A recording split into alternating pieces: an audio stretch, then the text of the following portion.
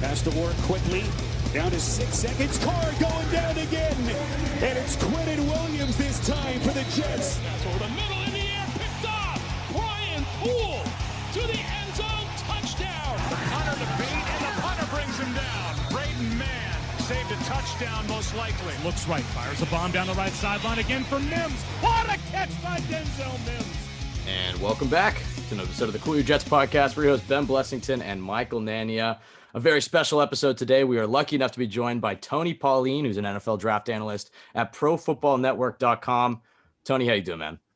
I'm okay. I'm also a New York Jets season ticket holder. In fact, up until last year, I had not missed attending a Jets home game for almost 40 seasons. The last time I missed attending a Jets home game until fans were not allowed in the stadium last year was November 1981 when they beat the Dolphins at Shea Stadium. So it's safe to assume you'll be back week 1, 2021.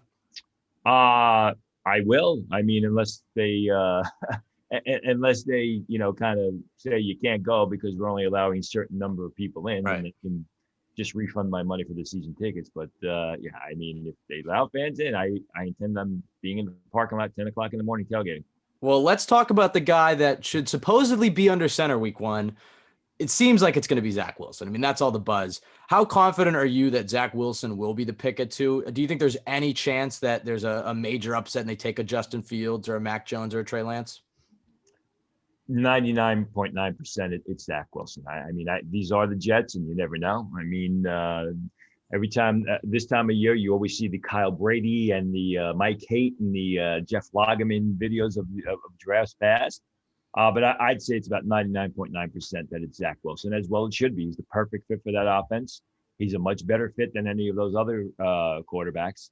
He's a guy who's on the upswing. You always want to get a quarterback when he's playing his best football, and Zach Wilson's definitely playing his best football. I think he's got the confidence to do it. Don't think he's got a great vertical arm, but I think they will adjust for that because the Jets really don't have great vertical receivers, so it's not should be an issue.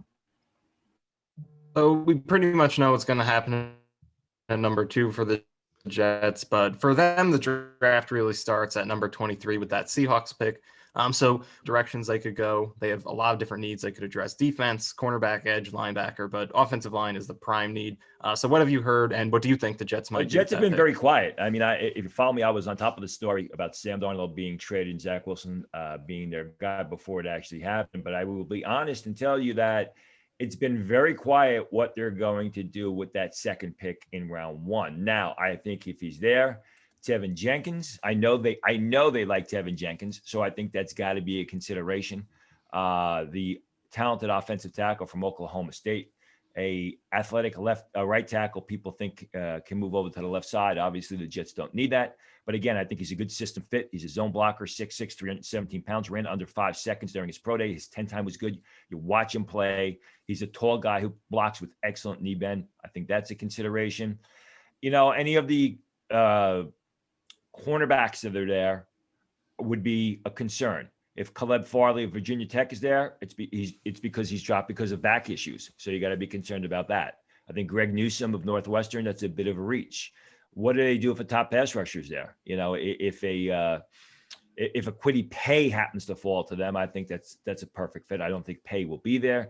Do they take a chance on a Jalen Phillips of Miami of Florida? I think that's a little bit early. He's got some past medical issues with concussions. So I think the signs point to offensive line at this point in time. How likely would you say a trade is for the Jets on day 1? Joe Douglas alluded to the fact that they've done some groundwork and that if a player, maybe like an Elijah Vera Tucker or JC Horn or somebody were to fall past 15 or so, maybe that he could move up. But on the flip side of that, maybe he could move down if none of those guys are that he's targeting at 23 available. How likely would you say a trade is for the Jets at the back half of day 1? I think you look at the history of Douglas when he was with Philadelphia, and Philadelphia was not afraid to move up or down the board. So I think if an opportunity arises, Olivier Tucker, I'm sure they would use him at guard, which is a significant need. If the price isn't too much, I'm sure they would move up. If they are not sold on Jenkins or somehow Jenkins is not there, you know, rather than reach for one of the cornerbacks, if they can make a move down for a team that wants to slide up, I think that is also an opportunity. I think the Jets, I think the opportunity of a trade up or down is as realistic of that as just them sitting there and selecting a player. Looking at the first 3 rounds of the draft, outside of the number 2 pick, how would you rank the Jets' needs and priorities in terms of positions in the early parts of the draft? And then how would you compare your personal preferences to what you might have heard the Jets might be valuing more or less compared to what we might think they will? Offensive line, and more offensive line, then cornerback. I also think they need a receiver. Obviously, they got to figure out the tight end position. And I think that's the way they see it too. He basically drafted good players last year and filled needs. There's no reason to think he being Joe Douglas won't do the same thing. I think it's going to be an offensive heavy draft, except for you will see a cornerback here inserted here and there. And I also think that if a talented edge rusher happens to fall in their laps, they're not going to look away from that. Yeah, I mean, you mentioned offensive line. How realistic do you think it is that the Jets will hit a situation where they hit 23 and Tevin Jenkins isn't there, Elijah Vera Tucker isn't there, those top offensive linemen aren't there, and then you're stuck in a position where it's like, do you reach for a guy like Creed Humphrey or Landon Dickerson, or maybe you wait until the second pick of the second round with Wyatt Davis or somebody like that? I mean, if there's an early run on offensive linemen, how likely do you think it is that Joe Douglas will ignore maybe the talent on the board for the need of the offensive line? If there's a run on one position, that means other talented players are falling down. So if there's a run on offensive linemen, that means you could have a good edge rusher there. And if the Jets don't like him, there's always a market for that. You may have a receiver there. I don't think J.C. Horn would be there. Although I think that would be manna from heaven for the New York Jets. There's no way J.C. Horn's getting out of the top 12. But in your scenario, if there is a run on offensive linemen, that means that other highly rated players could be available at 23 for the Jets to select or make a move down. As far as Creed Humphrey, I like Creed Humphrey a lot, but I think he's more top of round 2. As far as Landon Dickerson's concerned, number one, I don't think it's a good fit for the Jets scheme. And while I like him as a player, his medicals are an absolute disaster. And as I wrote an article on Pro Football Network earlier this week about how he got a 3- during combine medicals. 3- will usually drop a guy into the very late rounds. I think with Dickerson, it's probably going to be a 2 or 3 grade penalty on him.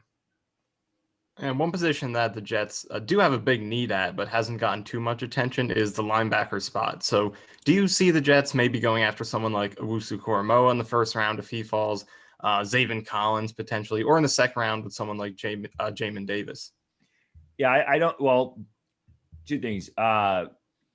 Collins, I think, is a better fit for a pure 3-4 defense. Right. And the Jets are not running a pure 3-4 defense. They're going to kind of run a hybrid, and I don't know that Collins fits that sort of hybrid system. Owusu-Koramoah, would be a nice pick. I don't know if he's going to be there. There would be trade opportunities, I believe, with a team like the Cleveland Browns. And Jamin Davis, I think, is a lock solid first round pick. I don't think he's going to be there for the Jets at second round. See, but the problem is first round, what are the Jets going to do the first round? They're talented players in rounds 2, 3, and even 4. If the Jets want a linebacker, they can come away with a darn good one in a guy like Derek Barnes from Purdue at the top of round 4. I would suspect that he's going to be there. Maybe Chaz Surratt of North Carolina if they're looking for more of an outside weak side type linebacker in the third round. So there will be, everyone concentrates on the first round, but the draft is 7 rounds and 259 selections this year. And as we saw last year with the punter in the 6th round, the Jets got hit a home run there. Yeah, I think day 2 of the draft is always my favorite day. And I think it's one that Joe Douglas plans to capitalize on a lot. When you look at the Jets, obviously we know pick 1 is going to be a quarterback. You can infer the next 2 picks are going to be either offensive line, maybe corner, linebacker, etc. But eventually the Jets are going to have to address their skill position players, their tight ends, running backs, receivers, and that probably won't get addressed until round 2 at the earliest, but probably more like round 3, round 4. Who are some of the guys that you like for the Jets in that spot, skill position wise, tight ends, running backs, and receivers? Well, it's a very, very deep receiver class once again. Now, the Jets, they look kind of set at receiver. Sign Corey Davis.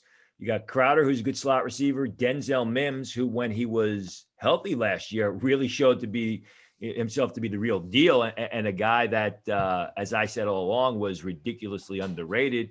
I mean, I think they would like somebody to stretch the field, maybe an Anthony Schwartz in the third round. He's got blazing speed, a Tutu Atwell, who I have as a fourth rounder. I know a lot of people think he's a day 2 pick. I just don't know how you draft a guy that's 146 pounds in the first 90 selections of the draft.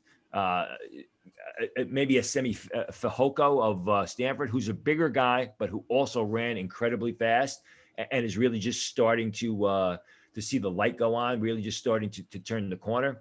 The tight end position is probably one of the worst in the draft, worst positions in the draft this year. You got Kyle Pitts at the top. You got Pat Freiermuth in round 2, and then you got a lot of question marks. I like Tommy Tremble. I think he's a consideration for the Jets in round 3 if he's there. But he's going to need a lot of work before he's ready. Brevin Jordan of Miami of Florida, again, third round type guy. But again, he's going to need work before he is truly ready. Keep an eye on Ben Mason. I keep hearing this name affiliated with the Jets. Ben Mason, the fullback, H-back, sort of multi-purpose player from Michigan. I know the Jets like him. He's a guy that is a terrific blocker. He's a sensational receiver out of the backfield. He does a solid job running, sort of like the Kyle Juszczyk, or I should say a Kyle Juszczyk type. So he would be an excellent fit for that system. I could absolutely see the Jets making a move towards Ben Mason in that 5th, 6th round. And looking at the draft as a whole, what do you expect Joe Douglas's overall philosophy to be? Because it's so hard to pick up on that right now after he's only had one draft as the GM. But we always look at how sort of different GMs approach the draft, whether it's best player available, drafting for need, how aggressive they are trading up or down. So what do you expect Joe Douglas to do in this draft with so many picks and so many needs to fill? I mean, I thought on paper he did a good job last year. Obviously, Mekhi Becton panned out and looks like the real deal. The other guys played well when they were healthy. We never saw what we had with Jabari Zuniga. Now, I go back to last year because it seemed last year he was able to fill needs with highly rated players. Of course, with the Jets, that's not a very difficult thing to do because they have needs all over the field. So, usually time and time again, your best player available fit a need. I don't think he's going to draft off the board. If you know the way NFL boards are constructed, I think he'll stay true to his board. I mean, sometimes what happens is the highest rated player or the player that is perceived to be the highest rated on the outside is not always the highest rated player on a team's board. So they could take a player that a lot of people think is a reach. But still, I think based on last year, he did a good job filling needs with highly rated players. I think that'll be the MO moving forward. In your mock draft, in your opinion, who do you have the Jets ultimately selecting with their first 3 picks at 2, 23, and 34? I have obviously Zach Wilson, Tevin Jenkins, and then Creed Humphrey. I know they like Creed Humphrey a lot. He's a lot like Nick Mangold at equal points in his career. He has short arms, which is a concern for some people. I believe they were under 32 inches, but when you're a center, you can get away with having short arms. Terrific player for 3 years, fundamentally sound. Again, fits the system. Zone blocking lineman that's fluid on his feet and get out to the second level, take linebackers out of the action. And a smart, tough guy who I believe was like 312 pounds, weighted a little bit heavier, which is in this case was good on his pro day. Do you think that in that situation, if they were to take a Creed Humphrey, that they would bump Connor McGovern out to guard, play Humphrey at center, and then Jenkins at the other guard spot? Makes the most sense as far as I'm concerned. I mean, McGovern is a multi-purpose guy. You know, they signed him last year as a free agent, but, he's moved all over last year because of injuries. So, yeah, I think they move him out to guard. It could be a situation. I mean, you got Kyle Van Rotten there who, I don't know that it was worth the paper the contract was signed on last year. So you move McGovern out to a guard. You move Humphreys into center. And then if you draft Tevin Jenkins, or even if you don't, I mean, George Fant was solid at times last year. He's got a lot of upside. You want to really see him turn the wick up and play at a high level every single down and really elevate his game. Otherwise, you could have a terrific right tackle out there in Tevin Jenkins, as per my mock draft or what you just asked me. Right. And last question for you. Obviously, the Jets are bringing in a whole new coaching staff, different schemes. We're not necessarily exactly sure what the offense is going to look like, presumably a mesh of Green Bay and San Francisco.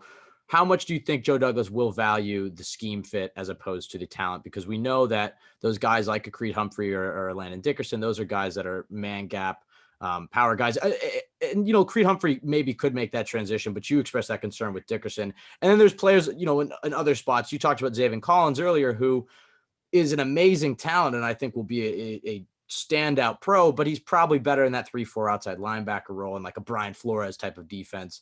So how do you see them when you have a bad team like the Jets have in front of them and there's needs all over the place? How do you see them weighing that scheme versus that talent? Yeah, you have to find some sort of happy medium. I mean, that's why Bill Belichick is so good. That's why Bill Parcells was so terrific with the Jets, because if you look at the prior coaches, Bruce, what was his name? Bruce Coslet, those people, they would have their system and the players had to fit their system. What the good coaches do is they build the system around their players. So you have to find a happy medium. I go back to Landon Dickerson. I don't think Landon Dickerson would be a good fit for this offense because he's not really, I mean, the offensive line is sort of similar to the one that Gase wanted, athletic guys that are mobile and move well. And I don't think Landon Dickerson fits that. But the bottom line is you got to find some happy medium. You don't want to be drafting way off your board. You don't want to be going for reaches. But then again, a lot of times those guys may not even be on the Jets board. I mean, the NFL teams construct their boards with just 125 players. They don't have the 890 guys graded that you'll find at Pro Football Network the way I do every year. And this year is a light year. It's usually 1,100. They're going to expand their boards to 175. So a lot of the players that may not be fits that they don't like may not even be on the Jets board to begin with. That's insightful stuff right there. I didn't even know that they only had 125 now. I guess 175 guys on their board. Tony, well, it's usually about 125 guys, right? Players that they like, players that they feel they will be able to draft.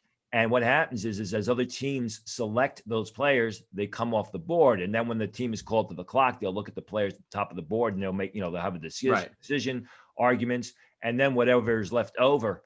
They try and sign as undrafted free agents. What's happening this year, as I reported in the show I do with Trey Wingo, is they've actually expanded the boards. Some teams have expanded the boards to 175 players because there was a concern that with such a dearth of talent, with so many fewer names this year compared to other years, because players are going back for their second senior year, a la the new NCAA rule, teams are expanding their boards to about 175 players, because there's a concern that many of the names will be repeated around boards league-wide. Right. And when you get in those later rounds, those boards may be severely diminished. And that's where good scouting departments distinguish themselves.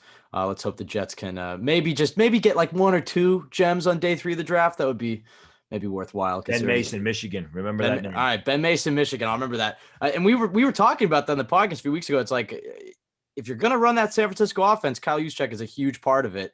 It'd be intriguing to see if they can try to find somebody who can replicate that. Tony, thank you so much for coming on, man. That was really insightful stuff. Really quickly, I guess just let our listeners know where they can find you, where they can listen to your stuff. Again, really, really grateful to have you on. That was some great stuff. Yeah, every Wednesday night I do the Believe podcast with Chris Tripodi. We've been doing it for a couple of years now. In fact, that was the podcast where we broke the story that there was a big problem in the Jets front office between Mike Maccagnan and Adam Gase. Got a lot of grief about it when I reported it, but it evidently came true. So that's out every Wednesday night. This week we may push it back to Tuesday to get a day's jump start. And then at Pro Football Network, obviously there's a free draft guide that people can go and download. There's the mock draft simulator, which people tell me is addictive. I don't know. I haven't used it because I'm afraid once I get on it, I won't be able to get off. And more importantly for Jet fans, there will be some 700 scouting reports by the time the draft starts. So you're not only will be able to find information on the players the Jets draft, but also information on those guys that they signed after the draft as free agents. That's awesome. Great stuff, Tony. You can follow us at CYJ Pod on Twitter. You can follow myself at Ben W. Blessington, Michael at Michael_Nania. You can find this podcast wherever you listen to podcasts, iTunes, Spotify, Jets X Factor, which is the best place to go for Jets content. Tony, thank you so much for coming on the show, man. And as always, folks, the draft is just around the corner. It's an exciting time to be a Jets fan.